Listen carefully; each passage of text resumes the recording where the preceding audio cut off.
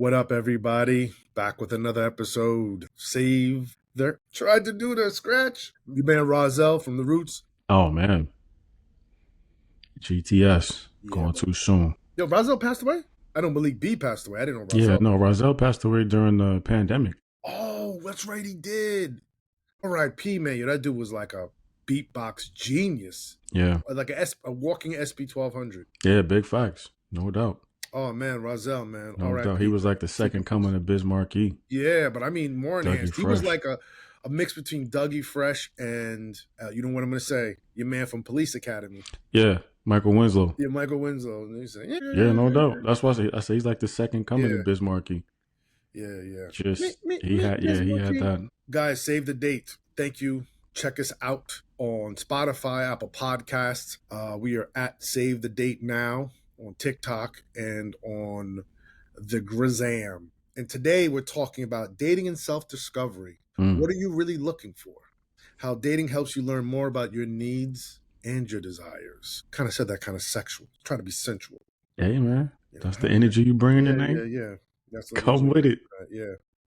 Talk to the ladies. Talk to the people. Yeah, your needs and desires. This episode will be impactful for you if you're struggling trying to understand what you really need and want out of a relationship.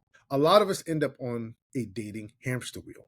We go from one date to the next. A lot of us are on a dating hamster wheel that just seems like it's made out of the Staten Island dump. The contents of the Staten Island dump. You're just on a hamster wheel, but you got smelly old diapers, ripped up Trash. porn magazines. Yeah, It's just just trash.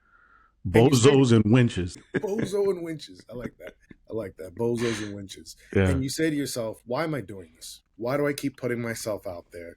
Why do I keep exerting effort in a game that I ultimately am starting to believe is rigged? And you realize that dating is just not for me. When in reality, you are learning more about who you are and what you need. And depending where you are in your dating life cycle, this is going to help you craft an ideal life and a ideal dating scenario that you could start to live into in two ways. One, you become the person that you see yourself as in that ideal dating scenario. Two, you start to identify traits and qualities that you see in the person that fits into that dating scenario, which will do two things. One, help you to shed the crap. What do I mean by shed the crap? Oftentimes, we have desires we come to in the dating arena that are really not important to us, that are not important to our lives, nor important to what we ultimately say that we want to achieve. I just had dinner with my cousin the other night. She was up from the South. She's in a great marriage, second marriage. And she was saying, I was talking to her out how she said she was talking to a friend years ago. This is 20 years ago. And she said all her friends were complaining about guys, but all the complaints were petty. Oh, he chews like this. He talks, or, he walks and like one shoulder's a little bit higher than the other, all these icks before icks were invented. And she said, guys, if you only have complaints and you're always niggling over these small things, you're never going to be happy. And she told me the history of that story. She said, when I was about 20 years old, and mind you, she's about 58 now. She says, when I was 20 years old, just moved to New York City, I was sitting in my friend's apartment and her father was there. And we were talking about all the qualities we want in a guy and how we want him to make us feel. And he just interjected in the conversation. And this is a wealthy guy. He's actually both families, both her mother and her father got married and they were both equally wealthy. And the father says, guys, stop. Just stop. Just seriously, stop. You are talking about all these different qualities you want in a man and how you want him to make you feel. The best thing you can do for yourself is marry a smart man, because the looks will fade. The beauty, like a rose, will wither away, but the smarts will keep you there for the long term.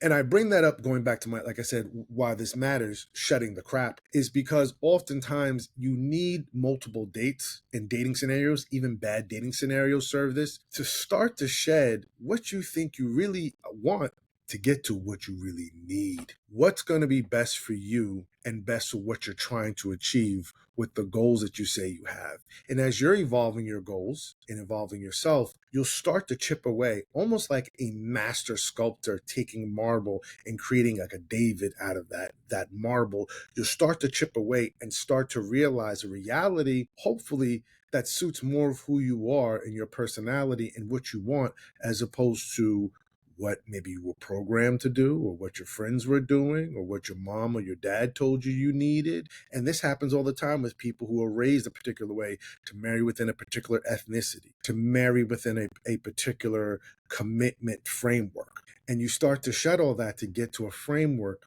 and an approach that works for you. So, number one, shed the crap. Number two, I honestly believe you need time to learn about yourself, time to learn about who you are and how much love you need to give yourself. Oftentimes, dating becomes about trying to fill a hole that you have. This person's going to complete me, as opposed to being a complete person or on a path to be a complete person when you meet somebody. I don't think you need to be a complete person or know yourself completely when you meet somebody, but you need to be on a path, a credible path to your own self healing and your own self love, and embracing your icks, because you give yourself your own icks. Some of the icks that you're projecting are icks that you're trying to hide about yourself, and learning how to be okay with them. You don't have to keep them, but you have to accept yourself. And if you accept yourself and want to work on yourself after that, that's great. I always tell people who want to lose weight and build muscle, listen, it's okay to say, I love myself, but I don't like what I see. But when you say, I don't love myself because I don't like what I see, that's where the problem starts. So I think these dating scenarios also give you that path to your self healing and allowing you to start to realize, who am I and what matters to me, and do I love myself? You want to hop in? Yeah. Yeah, that was quite a mouthful of an Yeah. opening. Yeah. I would just start by saying I feel like this process is difficult for a lot of people because sometimes it is, especially in a dating context, I feel it's like it's really hard to accept the you that you see in other people. Meaning when people, you know how they say people are reflections, and like what we're talking about, you're if you're a woman and you're kissing all of these princes, kissing all of these frogs, it could lead you to think you're the princess. And if you're a guy and you're meeting a bunch of duds, it could lead you to think that you're the king. Now, just because you're meeting duds doesn't mean you're better than them. But I say all of that to say I feel like the process of dating gets hard for people when you specifically have to start confronting the reasons why you don't qualify for what you say you want. Yo, dude, you're dropping bars. Crowbars, candy bars, and shout out to Snickers. Alphonse. Yeah, the Alphonse Kit meme. Kat, all of the bars. Yeah. And I mean, this is something that I know I felt that a lot in the past when I was in seasons of dating. It was like I would cut it off or I would only let it go so far because I would start seeing the quote unquote red flags and flaws in other people. And I would be like, damn, I do the same thing. And it's led me to be more understanding about people, but also a lot more cautious. It's the duality of that thing. So Yeah. I don't know. But I mean, I definitely feel like dating is a path to self-discovery where you can learn a lot about yourself if you are mature enough to have those inner conversations. Those inner conversations. Whew. Yeah. Because When you see somebody doing something that because like what I hear a lot about, especially in the beginning stages, is consistency, right? Hear a lot of our women friends talk about, I like the guy, I know he likes me, I just wish he would show a little more consistent effort. yes. And I've seen those same women not show consistent effort to guys that they want to be on them. And when it's happening to them, oh, they can spot it very easily. It's like they got the sniper's crosshairs on the situation. See For the real. Terminator joint, Go Skynet, like, gadget, go gadget lenses. You know what I'm saying? They can see it very well. But yo, I laughed because I literally had the guy, I forgot the voice actor who did Inspector Gadget, like, go Gadget, yeah, Wait, they can go see it very Gadget, well from miles ghost away. text. They can spot that BS from a mile away, or they can name that from a mile away. But what I have seen is that when they do it, there's a justification for it. Oh, well, I ain't really think it was gonna be that big a deal, or you know what I mean? It's stuff like that. But it's, wait a minute, if you want consistency, you gotta lead with consistency. Yeah, you have to show consistency to You reap. gotta sow for it if that's what you want in your relationship. So Absolutely. I think it's quite amazing that me and you honed in on the same point. The power of dating to lead you to a more healthier, hopefully, inner conversation. Use the word inner conversation. I love it. Because you're right. I don't know if you noticed, there was like an interesting Instagram about how there's a new phenomena afoot or emerging Mm-hmm. with ChatGPT. It's called ChatGPT psychosis, because what's happening is people are using ChatGPT. This is related, so bear with me on this little rabbit trail. People will use ChatGPT to learn, ask questions about themselves and their worldview and their philosophies. And as they're questioning ChatGPT, it's really affirming their POV, their perspective on themselves, and the unique perspective they have, a philosophy they believe applies to themselves or their identity. Little Michael Winslow. For those who are listening, Jamie was drinking coconut water, so I had to break out the Michael Winslow. Yeah, you crazy. Anyway, people are using ChatGPT to affirm their unique points of view or philosophies. And what's that's doing to them is creating this, as they're saying, messiah complex, where they're using ChatGPT, or the usage of ChatGPT rather is now emboldening them and hardening and crystallizing this point of view of they're a messiah, or there's some kind of prophet sent into the world to redeem or change or drastically impact the world with their point of view. And as the content creator who was talking about this phenomenon mentioned, the problem with that is there's no psychologist in the room or social worker. There's nobody in the room to counter your narrative, because Chat GPT is just affirming your narrative and allow you to dig deeper and deeper holes into this idea that you are the preeminent one. I'm the gifted one. I'm the funk soul sensation. R.I.P. Gemini, the gifted one. He just passed away. Classic underground hip hop song in the 90s. But that's what it's doing. And it's the same thing, I think, happening in dating, where you go on a couple of dates and you think you're the same one.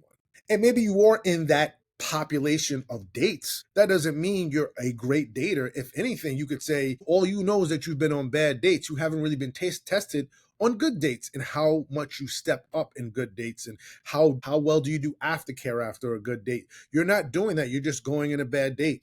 It's like being a really smart person in a school where other people don't have similar study habits. You take that, you put yourself in a more competitive school with people with really dialed in extreme good study habits, and now you're being challenged. Right. As Mm-hmm. they used to say, the old adage, if you're the smartest person in the room, you're in the wrong room. Yeah. If you're the person on consistent bad dates, you're definitely in the wrong room, and you need to figure that out. And so I like what you said, that you have to use these dates and these dating scenarios as a way to challenge who you are and have that better inner conversation about the kind of person that you actually are and how you really treat people. How do you honor people's humanity? We always go back to Dr. Donna Hicks' work about dignity. Mm-hmm. Are you approaching the dating scenario by honoring people's dignity? And a lot of us, if we were to do that internal audit, we wouldn't pass muster, because I honestly believe in this modern dating era, it becomes too easy to slip into the habits of ghosting, hitting and running, sexting and texting, texting and sexting, and then ghosting. All of the various programs people are running once they boot up their operating system. And it's just too easy. It's too easy because we really don't have these guardrails of accountability to push us to go higher. So if you're saying you want to be in a long-term committed relationship, you're going to need that feedback, because ultimately when you are in a long-term relationship, you're going to get feedback. You took your shoes off and you have sweaty feet, your feet stink. Please wash them. Hey, you said you were going to do the dishes. This is the third night in a row the dishes aren't done. Can we have a conversation? You said, you would be ready by 3. It's 3:30. The event starts at 5. We have a 45-minute drive. I factored in traffic. What's going on? You're going to get feedback, people. Then you're going to turn around and say, don't talk to me like that. Who do you think you are? And this is not, this is for man, woman, he, she, they, anybody. You're going to get feedback. And then when someone challenges you, you're going to get angry and say, well, challenge them back. And well, this was the relationship you said you wanted. You said you wanted feedback. You said you Mm-hmm. wanted connection, and connection comes with accountability. It comes with you taking time to learn about the other person and be attentive, responsive to their needs, even if you have a lateness problem, even if you have an issue with being on time, even if you have an issue with being accountable with the dishes or helping out with the housework. This is what you said you signed up for. You have to use dating as an opportunity to do those reps to really learn more about yourself. And understand. I mean, I think, like you said, you do need a really strong sense of self. I think, to be in a healthy relationship. And like we're talking about, having these different experiences will definitely show you a lot more about yourself. Again, that is if you are in the mindset to learn and grow. Yeah. Because I was actually talking to a friend of mine earlier today, and she said, I really wish I could find a dude that like me. But she's also talked about, yo, I've been out here hoeing it out. And if I see a dude today and I think he's cool, like, I'm going to shoot my shot. And if he with it, like, I'm going to smash. Yeah, back to the crib. And I'm just like, back to the hotel. and so this is when we talk about having a strong sense of self.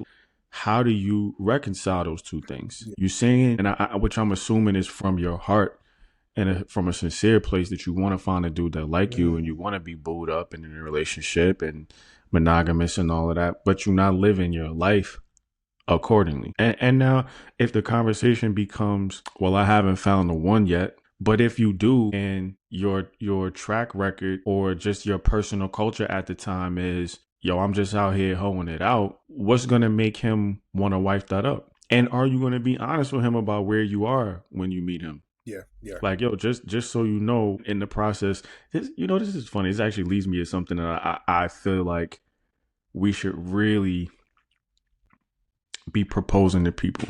To me, friendship is really your first dating basis or your first dating experiences. It's just friendship. It's dating minus the sex. It's dating minus the romance and the feelings. I really feel like men and women need more friendships with the opposite sex, dog. Yeah, we've preached that numerous occasions. When we had our previous podcast, Love God, Love Sex, we had a whole episode about friendship, and me and you have been adamant. Flag wavers, just yes, banner in tow. Yeah, everywhere we go. Toe. Yeah, to say that men and women really do need healthy platonic friendships. Yeah, we definitely need to learn each other's languages, and not just from let me get intel on how to manipulate the enemy and infiltrate. Not from here's the P tape right here. They're just fucking putting the dossier not the scheme and plot and overtake and rape and pillage and burn. Yeah, got you behind the two-way glass. You see that what she's doing? That's how you get her. Not for that outcome. Really just more so to learn how to be understanding with each other and how to handle each other. Because, yo, son, sometimes I'll say your bias towards women is a gift and a curse for me. Because there are times when you're you're speaking their voice, you're expressing lamentations that I've heard from them and their side, their POV, their perspective. And while I understand it, I'll be like, yeah, but we don't have people advocating for us like that. Men, yeah. Yes. In a vacuum that lives on his own. But the other side to that is, dog, like so many times I'll be like, oh, you know what? I didn't even consider that. And it really changes the whole inner conversation I'm having about a topic that includes them. And I have to think about, because I was watching, homeboy Marquette. I can't remember how to say his name, but I love a lot of his content. And I was watching a clip of him, try to tell. He's a bald-headed black dude? Yeah. UCLA? I think he's the big homie. Yeah, I like him. I like his stuff. But he was trying to tell a woman how, like, yo, I can make you submit to me. Yes. Yeah, that one. Yes, that's him. In my mind, he's like, if I was there, I would do things to make you submit to me because I'm stronger than you and you're weak. Right. He said that to her. In my mind, like he's expressing my thoughts, but there's something in my heart that says, if I'm supposed to be the leader, I can't just lead. Like ruling with the iron fist cannot just be the only way to get things done. So I can't go into a situation just being masculine, just talking about being a leader, just talking about ruling with the iron fist or domineer. Like I can't walk it. My energy doesn't do that. That, like, he's expressing what I think, but the other part of me is like, even though I know this, how can I show up and be more understanding as the leader? If she's following my lead, or if she's looking to me for the final answer, I would want the outcome to be more geared towards an understanding, a collaborative outcome. Whereas, like, I feel like A, you feel like B, but we got to find the middle ground. And if it comes to a point where somebody needs to make a decision and I have to deal with situationally sometimes it being hard to put my foot down, that may have to happen. But I would not want the do as I say dynamic in my home by any stretch of the imagination, even though the masculine man in me feels that way. Well, he was also saying that if he was in her presence, he had the physical power. That's how I interpret it. Could be wrong. Maybe you interpret it differently. He Yeah. was intimating that he had the physical power because he is stronger than her. She is weaker. That's exactly the terms close to it that he mentioned. The issue I had with that is that you're essentially, not essentially, but you are injecting violence into the scenario. And ultimately, we have to go back to the words of Jesus. That, do unto others you have them do unto you. Do you want someone to use violence to get you to do what they want to do? Are you okay with that being done to you when a decision has to be made that you are resistant to, or that you don't see their POV, or you actually genuinely have an objection to? And you're giving quote unquote math. Now, what happens is people adopt these very, I believe, territorial views about masculinity versus femininity and who's stronger, who's weaker. I do not subscribe to those values. I don't subscribe to someone was created by a creator entity or a god to be stronger or weaker. I think that we have pros and cons on both the woman's side and the man's side, and that's just what it is. And some people, obviously, we know from a muscular standpoint, men historically and on average are stronger than women, and that's it. And some men know how to leverage it, and some men think they know how to leverage it, and then they get in a ring or a situation with a woman, they get knocked out, or they get shot, or they get stabbed. That woman is able to enact her own version of violence to then subjugate him, or at least withstand his, and mitigate his aggression. I think what happens is we subscribe to these values. Some of them have theological basis. Some people just think this is the way the universe is. I don't happen to subscribe to that. I just think that when you start giving meaning and value to who's dominant and who can be destroyed and who can be eviscerated at the snap of a finger with a Thanos snap, you're now again inviting that same ethic to be done to you, that same routine or that same outcome to be done to you. And if you're cool with it, then that's fine, because that's the whole idea of how we are experiencing the world. What you're sowing is what you reap. Some people call it karma. I'm not that familiar with the Hindu religion to really talk about karmic circles, but I could talk about it from a Black Baptist kind of general Africanism standpoint of, you reap what you sow. And if you're willing to sow, if you're willing to reap what you sow, then that's on you. I just think when people start to hint at or use violence as a go-to for agreement, just realize whatever you create with violence, you have to sustain with violence. And the issue with violence is violence ends up taking more of you in the long run than it does. And the other piece to that, after taking more than it helps you, is you will ultimately encounter someone more violent. And if you can't out-violent that violent person, where's that going to get you? And I think the problem I have with a lot of the rhetoric online in some of these spaces with some of these men, I'm not saying Marquette, I don't know him, that was just one clip and I'm not that familiar with him, is that, but I have heard this rhetoric online, is that I think some men think they know violence, but they don't know violence. I will give Andrew Tate his props for saying this. I'm not an Andrew Tate guy, but I will say this. The gift of Andrew Tate is that he oftentimes, when I have seen him, when he's on this topic about masculinity, tries to sober men up to what it really means to deal with aggression. People think violence is two people having fisticuffs in the street, and he said that's not it. Violence is 10 guys with a machete pushing into your home. And I'm telling you right now, those machetes aren't there to tickle you to death. Right. Ain't nobody playing patty cake with machetes. No, they're not. And I think a lot of men who default to the violent edge in order to control their woman or control the situation with the woman they're with really don't know what they're getting themselves into. Because ultimately, as you would say, as God-fearing men or men who strive to walk with the Lord, if that's how God dealt with you, who would win? If God unleashed violence on you, could you out-violence God? There's an old phrase, your arms are too short to box with God. Yeah. So if that's the ethic, again, if that's what you're willing to deal with and contend with, then who am I to stop you from your life? I'm just saying, understand that that's the dynamic you set up. Yeah. You don't get to participate in violence and then say, oh, well, I don't want violence to happen to me. It doesn't work that way, especially when you are being willfully frivolous about the violence that you're able to enact to get what you want. There's a place they'll put you, in the ground or behind bars. Yeah, for sure. Because you go there and you go and put your hands on your woman. Maybe she can defend herself. Maybe she's competent enough to, again, mitigate your aggression by any means necessary, as the great Malcolm X said, and you're in the ground.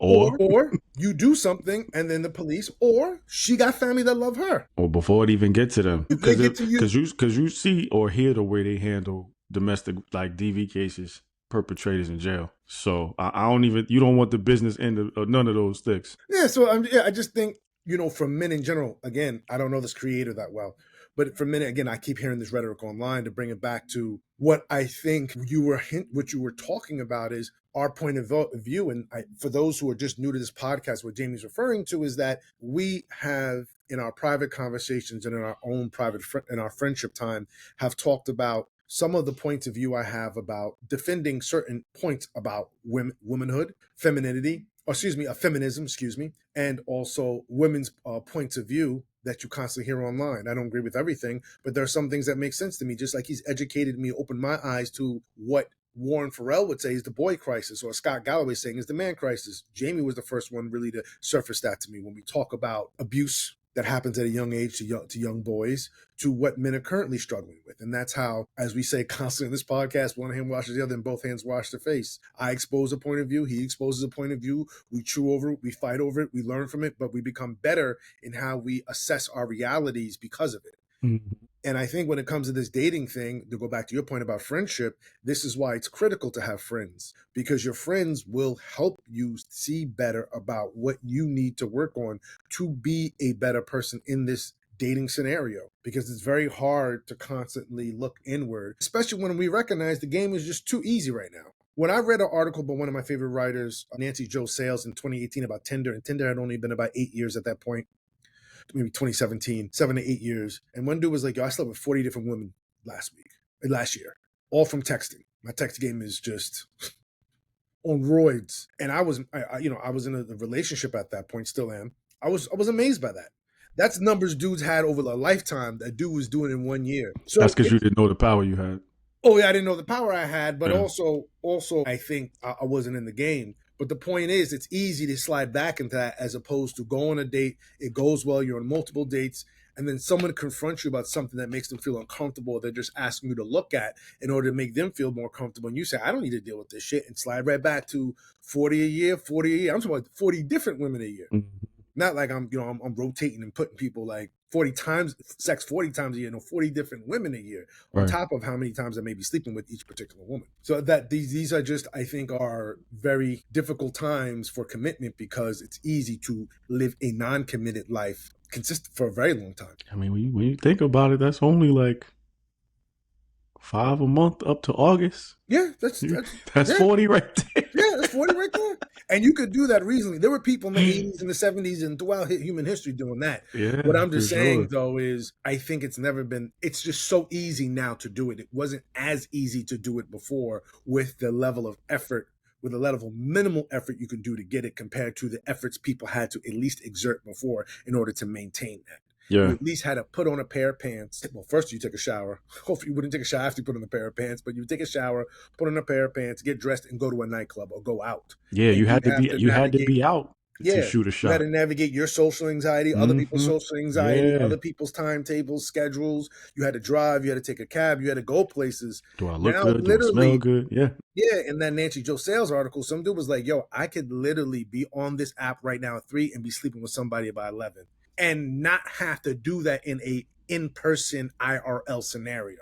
Right. That's all through text. That level of mental effort where you're still in your pajamas from the morning and maybe someone's coming over, so you finally fluff up the pillows and spray down the house, and all right, let me just fucking try and clean it real quick and take a shower and clean yourself up so you at least have a good presentation when that person comes up to your door. That just wasn't happening with that level of effort. And I think it's made people that much more tempted to be, or as I like to say recently, curve inward. And some of us are curving inward. Yeah. Some of us are curving inward in a bad way, not in a conversation way, in a way that makes life just repeatable for how I want to be treated and experienced. And everything has to happen on my timetable and my schedule and my desires and my preferences, that as you start to curve inward, you never go back out. Mm-hmm. Like you said, you stay casual. Yeah. Keep everything at everybody at arm's length. Yeah. But then say you want to be in an intimate relationship. To go back to your friend's point. And then as soon as you hit that wall of intimate relationships, because the intimate relationships bring walls with them, because you bring walls and they have walls. And instead of looking at ways we can get through this together, you say, I don't need this. That's a red flag, which is like Candace Bimba said, when we learned what the word narcissist was, everyone was a narcissist. Mm-hmm. We find these terms online and we just talk about everybody. Toxic masculinity. Yeah. Toxic femininity. Everything is just always crazy. Somebody's But gaslighting me, and yes, it's like, it's the yo, other line. Lord Yeah. Jesus, right? Yeah. So it's the same thing. Then now everyone, that's a red flag when actually it's just an issue.